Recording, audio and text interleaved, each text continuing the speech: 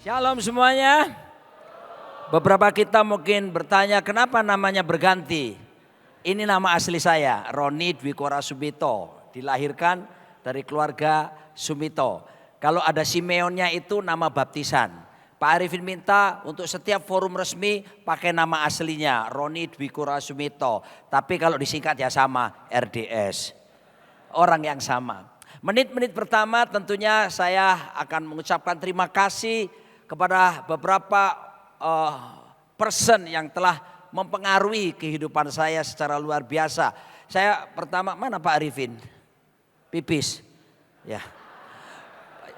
Tolong sampaikan Bu Vivi, saya terima kasih kepada Pak Arifin dan Ibu Vivi yang betul-betul telah menjadi teladan yang luar biasa buat kehidupan saya dan istri saya. Dan membentuk nilai-nilai bahkan membangun budaya yang sehat di dalam keluarga kami, Kamsya, ya, Woman Shesheni, ya. Lalu kemudian Santi Cufuni. Lalu kemudian saya juga berterima kasih kepada tentunya Pak Frankie. Mana Pak Frankie ini? Pipis juga. Saudaraku, enggak tahu kenapa ini dua pemimpin kita ini mengalami gejala yang sama. Terima kasih Pak Frankie, Bu Memen. Mengajarkan, memberi keteladanan tentang integritas. Pak Arifin bilang sama saya, Roni kamu tahu menurut saya, ini Pak Arifin bilang, di keluarga besar Rock Ministry mungkin yang paling berintegritas paling tinggi itu ya Pak Frankie katanya saudaraku ya. Dan saya ngomong sama Pak Frankie, betul loh Pak, kita itu kalau ke kantor atau apa hadirat Pak Frankie begitu terasa sekali ya saudara ya. Yang ketiga saya berterima kasih kepada sahabat saya, teman saya sebelum menikah sampai hari ini, tempat di mana kami saling curhat-curhatan. Kalau dimarahi Pak Arifin, dia dimarahi Pak Arifin, dia lapor ke saya. Kalau saya dimarahi Pak Arifin, saya lapor ke dia, saudara. Siapa dia? Pendeta Daniel Yanuar. Setelah kami bisa bebas ngomong gitu. Oh yang ngono ta, ngono besok gak apa-apa wis melok ae. Ya sudah saudaraku, kami berdua suka seperti itu ya, banyak hal saudaraku ya, itu pembicaraan kami berdua. Tapi dia sangat mensupport, dia sangat, ketika saya juga lagi dalam keadaan bingung mau bagaimana, dia banyak memberikan pendapat. Kalau soal-soal teologis, bahkan saya sebelumnya sebagai ketua bidang teologi di Sinode GBI, saya suka tanya sama dia, dan ini apa, dan ini dia langsung WA saya, bahan gitu. Jadi kelihatan saya ngomong di depan mereka saya pinter, padahal saya baru dapat bahan dari dia saudaraku ya. Dan tentunya saudaraku, saya tidak bisa lupa dengan satu orang yang satu ini, ya cocok juga sebenarnya jadi penatua harian RIM yang satu ini ya. Tapi nanti terserah Pak Arifin. Saudara kita Jonathan Patiasinan. Saya berterima kasih kepada dia karena sejak dulu saudaraku saya bersama dengan dia ini lebih dari 20 tahun mengenal. Kami ada di YMF, Youth Minister Fellowship pada waktu itu. Ada banyak hal yang baru, nilai-nilai yang ditanamkan dan saya nggak bisa lupa sampai sekarang. Dan saya kalau mau bilang dia ini bukan cuma teman, dia ini guru buat saya saudara ya. Jadi kalau saya sekarang sharing seperti ini bukan cuma lawyer yang sudah biasa di persidangan saudaraku. Saya juga dakdikduk saudaraku ya. Nanti berhadapan dengan orang-orang, nah ini dia pada datang saudaraku ya. Nah, jadi mereka lebih banyak tahu saudaraku. Oke, tapi saya akan ambil bagian apa yang Tuhan taruh dalam kehidupan saya, yaitu tentang bagaimana kingdom invasion ini. Kita akan lihat sebetulnya kingdom invasion ini saudaraku sudah ada rencana Tuhan ini bahkan sebelum dunia dijadikan. Dalam Yohanes 1 ayat 1 di sana dikatakan pada mulanya adalah firman. Firman itu bersama-sama dengan Allah dan firman itu adalah Allah. Kata firman di sini, kata Yunani yang dipakai adalah logos. Dan logos di sini adalah ide, gagasan, pikirannya Tuhan. Nah, Miles Monroe saudaraku, salah satu guru yang hebat yang kita belajar banyak dari dia. Dia memberikan satu istilah bagus sekali. Ini disebut dengan God's big idea. Ide besarnya Tuhan. Jadi sebelum langit bumi diciptakan, Tuhan sudah punya ide yang gagasan yang luar biasa. Isinya apa sebetulnya? Isinya adalah kingdom colonization. Kolonisasi kerajaan sorga. Apa itu kolonisasi kerajaan sorga? Yaitu mewujudkan kolonisasi di mana memperluas kerajaan sorga sampai ke bumi ini dengan apa saudaraku? Dengan sebuah budaya. Budaya apa? Disebut budaya kerajaan Allah. Tuhan inginkan sorga bukan cuma di sorga saja. Tuhan inginkan sorga juga terjadi di planet bumi ini. Dan pada waktu Tuhan punya rencana ini, maka saudaraku sesudah itu, tadi sebelum penciptaan, sekarang dia masuk kepada Kejadian 1 ayat 1, diwujudkannya dia menciptakan langit bumi lebih dulu. Pada mulanya Allah menciptakan langit dan bumi, Kejadian 1 ayat 1. Di dalam bahasa Ibraninya kurang lebih berkata begini. Bereshit bara Elohim et hashamayim ve et haaretz. Nah, kata bereshit ini adalah berasal dari kata reshit yang artinya pada mulanya. Dan di sini kita akan belajar betul bahwa narasi awal yang dibangun oleh Alkitab untuk memperkenalkan kepada manusia siapa itu Tuhan, ternyata bukan Tuhan adalah kasih. Sekalipun keberadaan Allah adalah kasih, itu adalah kekekalan, Alfa dan Omega. Tapi dari sini kita bisa tahu narasi awal yang Tuhan bangun, yang Alkitab bangun, memperkenalkan kepada kita Tuhan adalah Raja. Sebab kata Bereshit pada mulanya itu arti berikutnya adalah kerajaan yang kekal. Kalau ada kerajaan yang kekal berarti ada rajanya. Dan dari situ kita tahu bahwa Tuhan adalah raja di atas segala raja. Dan karena dia punya kerajaan, maka dia ingin saudaraku kerajaan sorga. Dan kerajaan sorga adalah isu yang paling terbanyak, terbesar dan dibicarakan oleh semua keyakinan di muka bumi ini. Tapi ada bedanya. Isu itu kan bicara apa? Soal sorga. Tapi buat mereka isu sorga adalah tempat yang abadi. Tempat yang membuat kita bahagia. Tempat yang luar biasa. Tapi seharusnya yang membedakan keyakinan kita dengan mereka adalah di mata kita sorga sesungguhnya sebuah kerajaan. Di sana ada raja yang memerintah. Di sana ada undang-undangnya. Di sana ada prajurit, ya, yaitu para malaikat. Dan kita bersyukur saudaraku, Tuhan kita inginkan supaya kerajaan sorga di sana, pemerintahannya nggak berhenti sampai di sana, dinyatakan sampai ke planet bumi. Dan itu dinyatakan dia menciptakan saudara dan saya makhluk hidup yang serupa segambar dengan dia. Dan kemudian yang luar biasa adalah Tuhan menginvasi bumi ini dan dia menetapkan ada satu institusi yang dalam pandangan Tuhan lembaga ini akan menjadi lembaga yang menjadi perwakilan kerajaan sorga di muka bumi. Untuk supaya lewat lembaga ini dia menginvasi bumi ini dengan budaya kerajaan sorga. Lembaga itu adalah keluarga. Dalam Kejadian 1 ayat 28 berkata Allah memberkati mereka. Lalu Allah berfirman, ya, beranak cuculah. Bahasa Indonesia beranak cucu, bahasa Inggris be fruitful. Ya, bertambah banyak. Penuhi bumi ini, taklukkanlah. Lalu berkuasalah atas ikan-ikan di laut, burung-burung di udara, atas segala ternak, atas seluruh bumi, atas segala binatang yang merayap dan melata di bumi. Keluarga ada ditetapkan oleh Tuhan menjadi tempat di mana sebetulnya saudaraku budaya kerajaan Allah itu dinyatakan lebih dulu. Dan sesudah itu lewat keluarga Tuhan ingin menginvasi bumi ini dengan segala isinya lewat keluarga-keluarga. Jadi jangan heran kalau seandainya justru keluarga-keluarga itulah yang paling sering mendapat serangan hebat dari kerajaan kegelapan. Tadi malam Pak Arifin cuma bilang bahwa ada dua jenis kerajaan di dunia ini. Kerajaan kegelapan dan kerajaan Allah. Dan kita di pihak kerajaan Allah mengalami apa yang disebut dengan serangan yang terhebat yang dikerjakan oleh iblis setiap waktu dalam kehidupan setiap keluarga. Bahkan saudaraku dikasih Tuhan, serangan itu bukan cuma sekedar dosa, tetapi kita bisa melihat beberapa hal yang saya akan tunjukkan kepada saudara.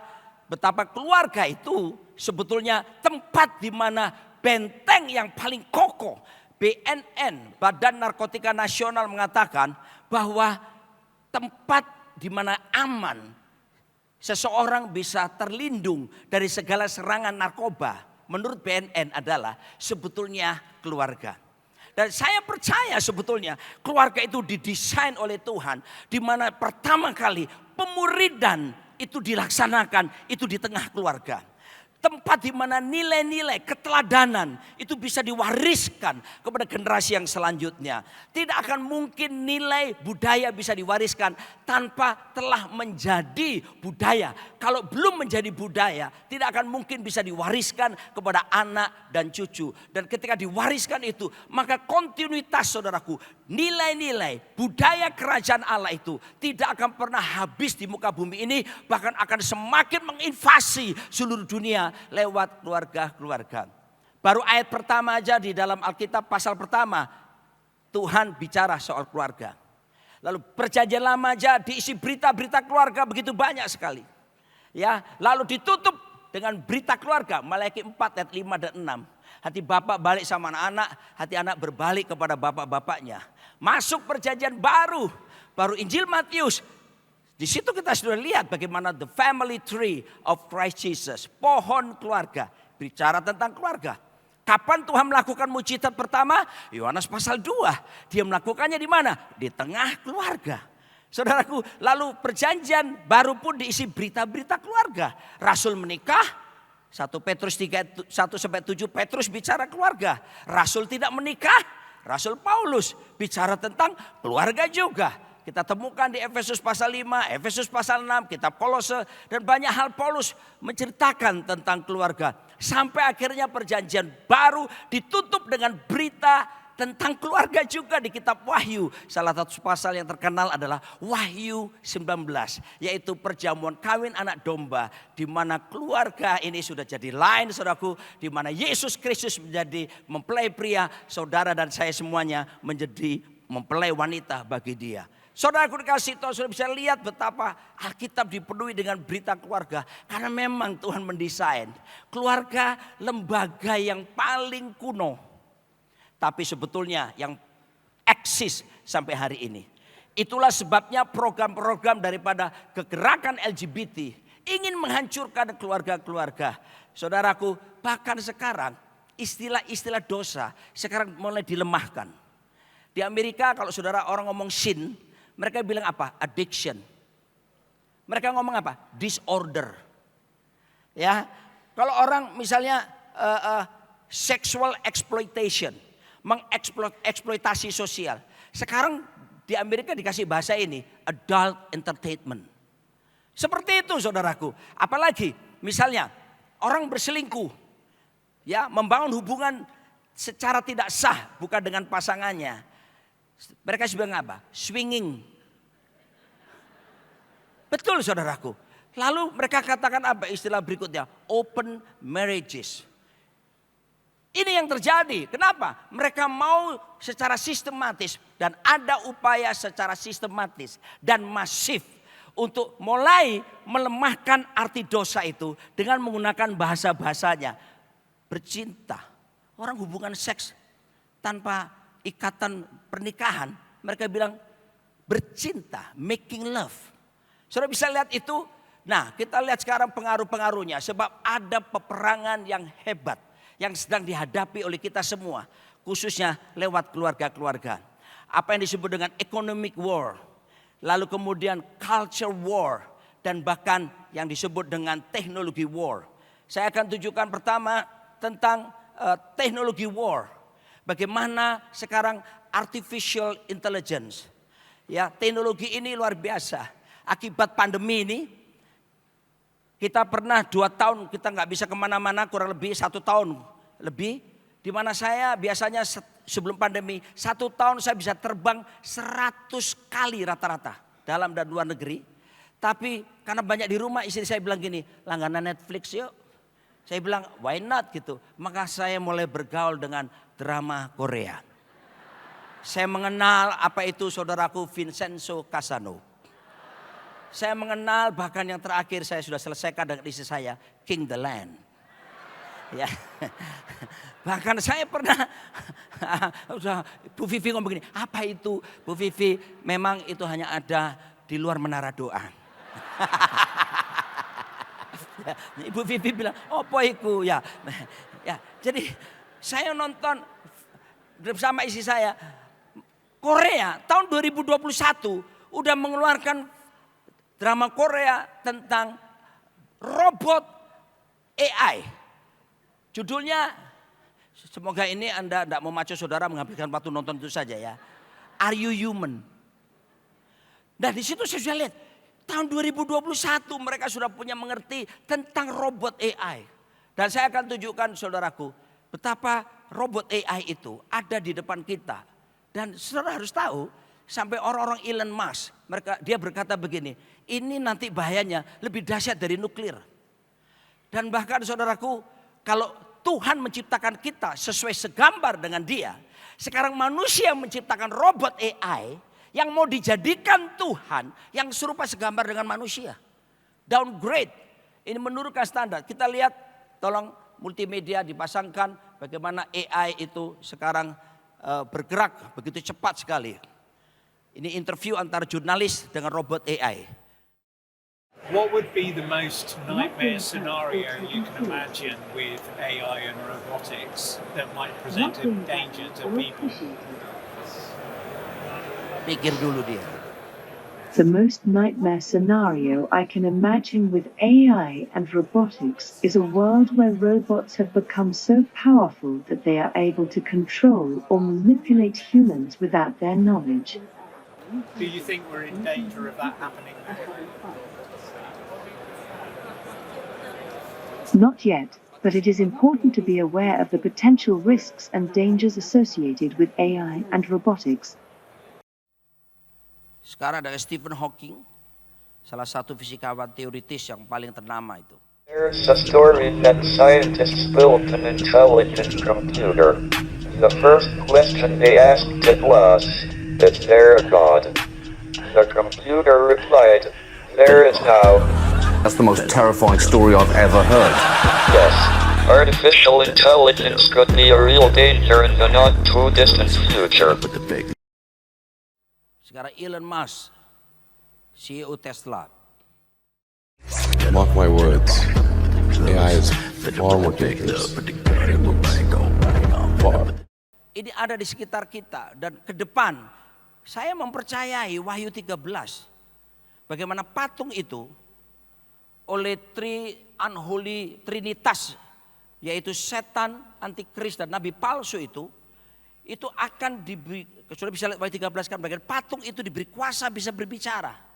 Dan ada banyak orang yang tidak ada tanda Kristus di dalamnya.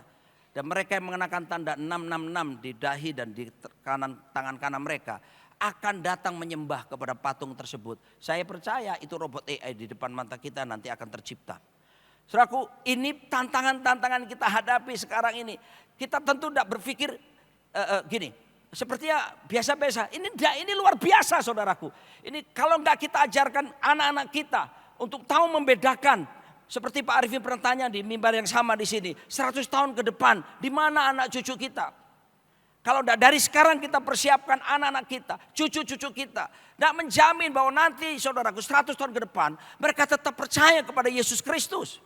Saya berdoa jangan ada satupun keturunan kita ada dalam bilangan mereka. Saya janji Tuhan bagi keturunan orang benar bukan cuma diberkati, anak cucunya perkasa di bumi ini. Seperti Daud berdoa supaya keturunannya generasi kepada generasi tetap ada di hadapan hadirat Tuhan.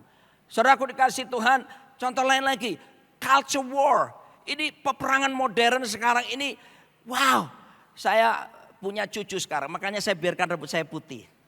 Ya, enggak saya semir lagi ya. Tapi orang masih bilang, terakhir ada orang ketemu saya, berapa usia Bapak? Tebak berapa? Dia enggak tahu kalau saya sudah punya cucu. Paling Bapak 48 paling banter. Puji nama Tuhan, haleluya. Sudah berkirang lebih 10 tahun usia dari wajah aslinya. Tapi memang enggak kelihatan tua ya Pak Arifin, haleluya. Kalau Pak Pak Rio Patiselamo tadi terima jas, lalu Pak Yonatan berharap mendapat jas. Ya, memang bapak kita ini dia bilang begini, kalau kita keluar restoran apa, saya bilang, Pak biar saya bayar. Tidak, loh kenapa Pak? Tidak ada ceritanya anak membayar bapak, bapak yang bayarin anak. Oh haleluya. Pokoknya kalau Pak Arifin mengoreksi kita selalu dengan jawaban. Dia nggak ngoreksi, kamu kurang ini. Saudaraku, dia bilang, Roni, kamu di Jakarta. Ya, dia koreksi saya saudaraku. Apa? Dia lihat saya sepatu saya. Saudaraku, dikoreksi sepatu saya, lalu dia lepaskan sepatu buat saya. Terus dia koreksi tangan saya, kok enggak ada, cuma cincin kawin tok itu. Kok enggak ada yang lain gini. Lalu dapatlah yang ini, saudara. Makanya kalau pujian penyembahan saya akan gini terus, saudaraku. Belum waktunya itu. Dia lihat, saudaraku, tangan saya. Jamu kok elek ngono sih. Dia kasih ini, saudara. Tadi malam beliau khotbah kan.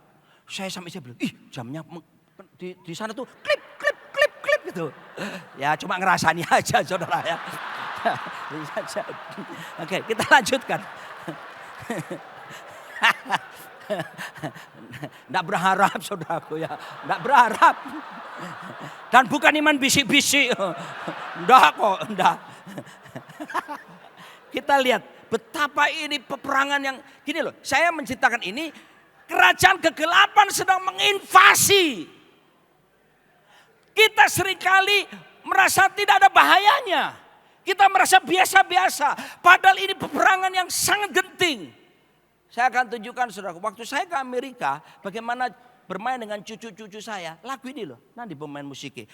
The wheel on the bus go round and round, round and round, round and round. Adik-adik angkat suaramu. The wheel on the bus go round and round, all through the town. Di tengah YouTube tayangan itu, tahu-tahu saudaraku, reklame, iklan muncul. Cak! Tayangan kartun anak-anak LGBT. Diajarkan biasa kok sama laki-laki perempuan ciuman. Ini cucu saya, saudaraku, ngeliatin. Saudara, kita harus waspada. Saudara pikir itu Amerika. No. Saudara lihat peran-peran dari Disney. Mari kita lihat, saudaraku. Sebuah kenyataan peperangan ini ada di sekitar kita. Ini, saudaraku ya. Next lagi. Bagaimana sekarang LGBT dengan gencarnya. Saudara, gereja melegitimasi pernikahan sejenis. Aduh saudara, gini loh, maaf.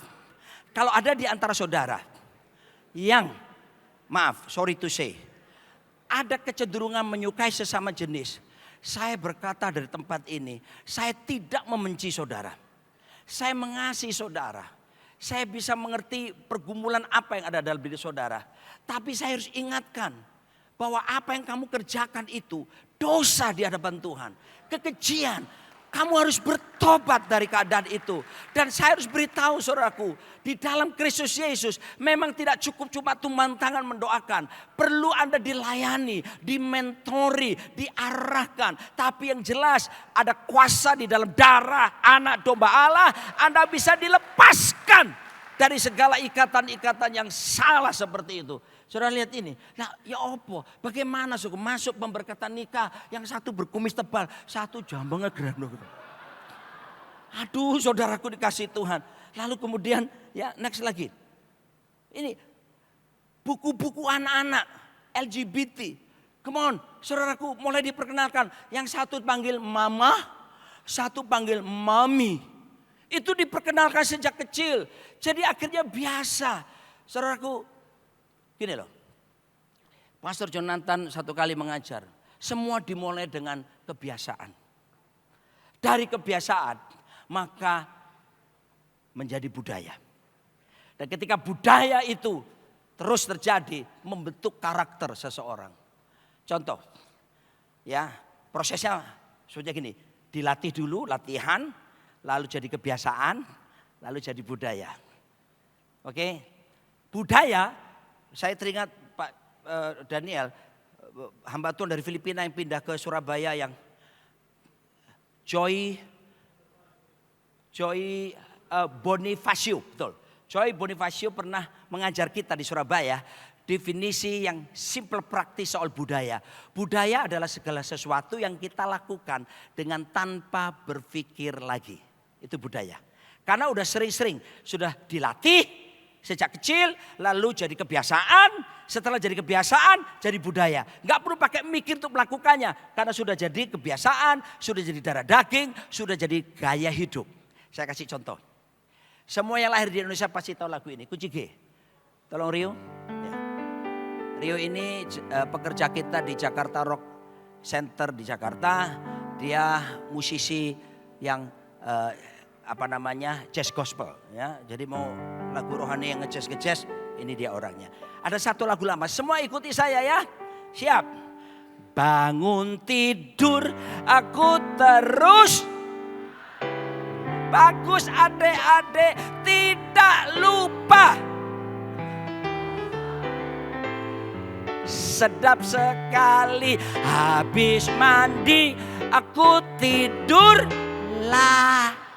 Bagus, melanjutkan mimpi yang tepuk tangan adik-adik. Sorry, 2 kalimat terakhir salah.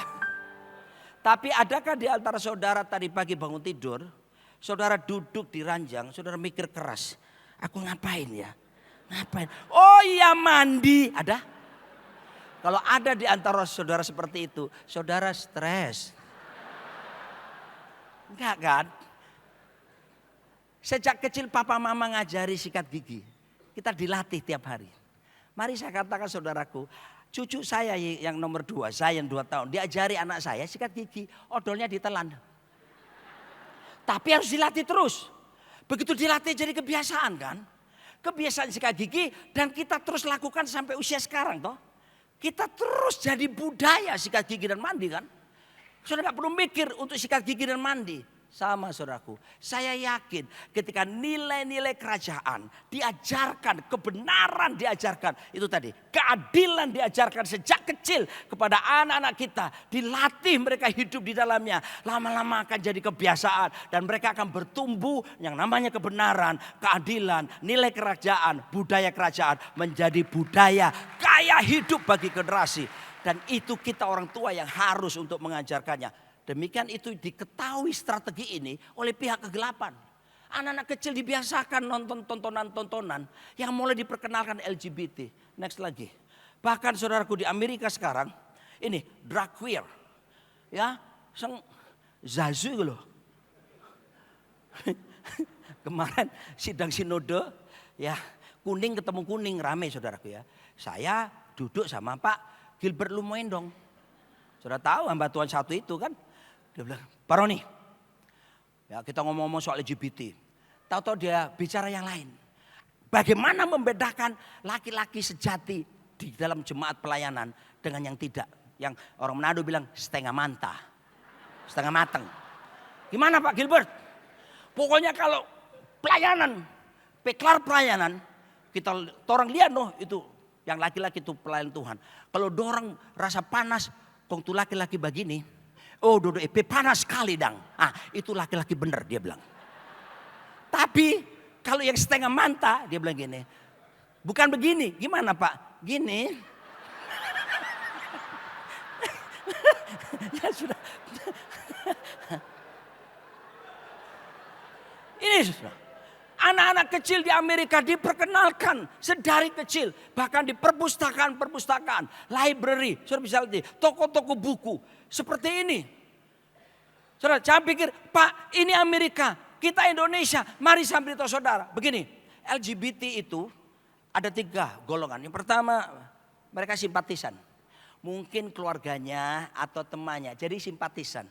Jadi enggak berani bersuara lantang. Tapi yang kedua pelakunya.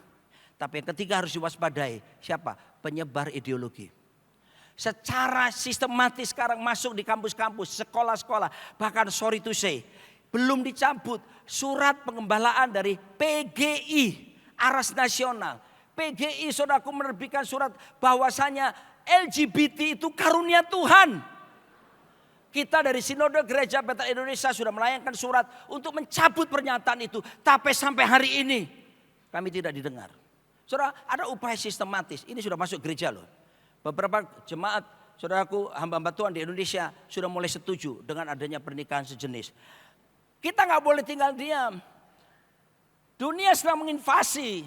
Tetapi saatnya kita anak-anak Tuhan, saudaraku, berdiri tegak, stand firm, berdiri di atas kebenaran untuk berkata tidak kepada dosa. Sekalipun kita tahu bahwa mengikut Tuhan, hidup di dalam kerajaan Allah, kita akan menerima banyak aniaya. Enggak ada masalah, yang penting kebenaran ditegakkan. Yang percaya berkata, Nah, inilah tugas kita. Untuk apa? Menginvasi sekarang. Saudaraku, kalau saya nonton film, saya paling senang saudaraku ketika saya tahu starringnya nggak mati. Saya satu kali udah senang nonton film, salah satu film Spider-Man waktu itu. Wah, saya sudah sedang, wah keren ini. Mau habis ceweknya jatuh mati. Ya, pulang saya gerutu aku. Anak-anak nonton bayar-bayar mati. Saya kepingin sebetulnya menang semuanya. Tapi saya mau katakan kepada saudara, Alkitab menegaskan bahwa sebetulnya kemenangan itu menjadi milik setiap anak-anak Tuhan. Tugas kita menyatakan menginvasi dunia dengan apa? Kuasa kerajaan. Next slide lagi. Saudaraku dikasih Tuhan, apa bentuknya sekarang yang harus kita lakukan? Kita lihat serbuan-serbuan invasi dunia lewat apa? Makanan, berita-berita makanan, berita soal minuman, berita-berita soal perkataan, hoax, dan sebagainya ada di mana-mana. Tapi Alkitab mengajarkan kerajaan Allah sesungguhnya Roma 14 ayat 17. Bukan soal makanan, minuman, tapi soal kebenaran, damai sejahtera, sukacita oleh Roh Kudus. 1 Korintus 4 ayat 20, sebab kerajaan Allah bukan terdiri dari perkataan, tetapi dari kuasa. Oh saudaraku, dari kemarin, dari sinode sampai kemarin Pak Arifi menekankan, ayo Pak Franky juga menekankan, ayo kita sekarang menggunakan otoritas kerajaan Allah untuk tidak berdiam. Jadi bagaimana bisa kita lihat tanda kerajaan Allah terjadi. Matius 12 berkata, kalau roh jahat diusir daripadamu dan mereka pergi, kerajaan Allah ada di tengah-tengah setiap kita. Kita harus tetap melakukan pelayanan-pelayanan seperti ini. Halo saudaraku, jangan anggap remeh karena kita menghadirkan kerajaan terang yang akan mengusir segala kekuatan daripada kerajaan kegelapan. Next slide lagi. Saudaraku dikasih Tuhan, wujudnya apa sekarang?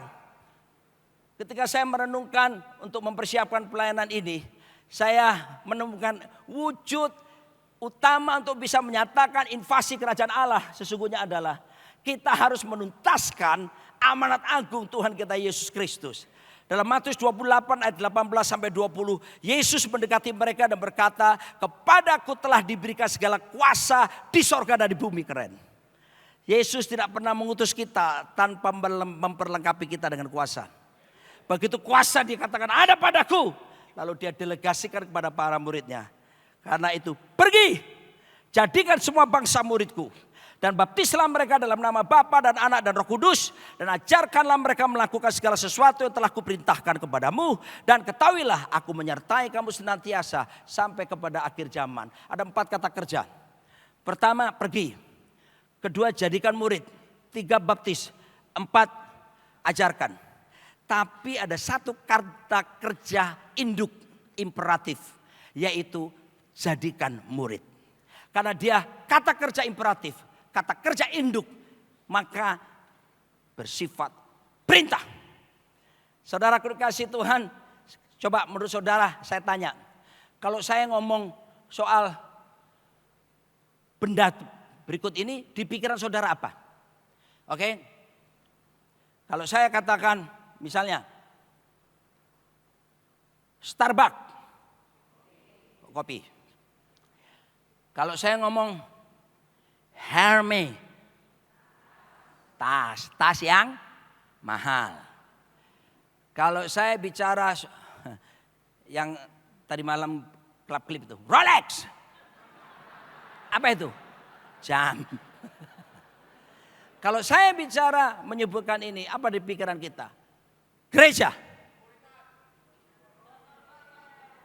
Apa? Saya tanya di Jakarta, ketika saya tanya saudaraku, mereka menjawab gedung, tempat ibadah. Seharusnya ketika berkata gereja, maka yang ada di pikiran kita adalah pemuridan dalam konteks ini. Pemuridan. Dan pemuridan itu yang paling efektif, saya harus katakan, itu dimulai dari sebuah keluarga. Disitulah saudaraku seorang ayah menanamkan nilai, memberikan keteladanan. Children see, children do.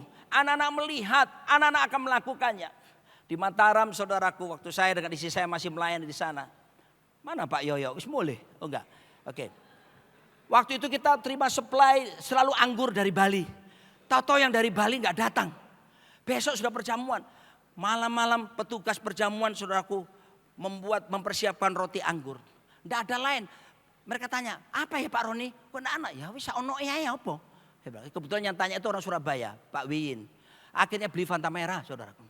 Buat anggur, ya diisilah. Anak-anaknya sambil main-main kelihatan orang tuanya ngisi anggur tempat perjamuan. Dan setelah perjamuan selesai, beberapa hari kemudian salah satu anaknya ujian agama di sekolah. Tubuh dan darah Yesus dilambangkan dengan ditulis Fanta merah, saudara, jawabannya.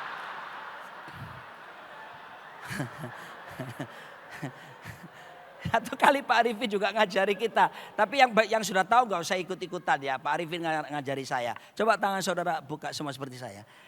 Gerakan tangan. Bukan sulap sebarak sulap, bukan sihir sebarak sihir. Oke, ikuti secara cepat gerakan saya. Semua. 1, 2, 3. Pegang telinga saudara, cepat. Bagus. Ya. Pak Wahyu kenapa pegang hidung? Hah? Perintah saya pegang telinga toh? Saudara lihat. 60% saya lihat saudara tadi gini. Terus ada beberapa baru gini.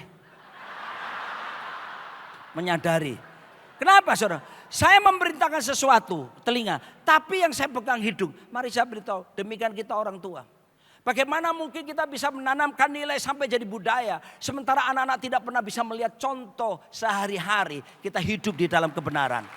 Mari ajari keluarga kita. Dan nanti saya akan bicara lebih jelas lagi dalam workshop bersama dengan istri saya. Tapi saudara kita bisa lihat betapa seriusnya ini. Kita harus bertanggung jawab. Ajari anak-anak kita sedini mungkin. Untuk melakukan amanat agung Tuhan Yesus. Di sekolah mereka. Di kampus mereka. Dimanapun mereka berada. Menyatakan tanggung jawab sebagai garam dan terang. Dan mereka menjadi pelaku-pelaku invasi kerajaan Allah yang luar biasa. Next lagi.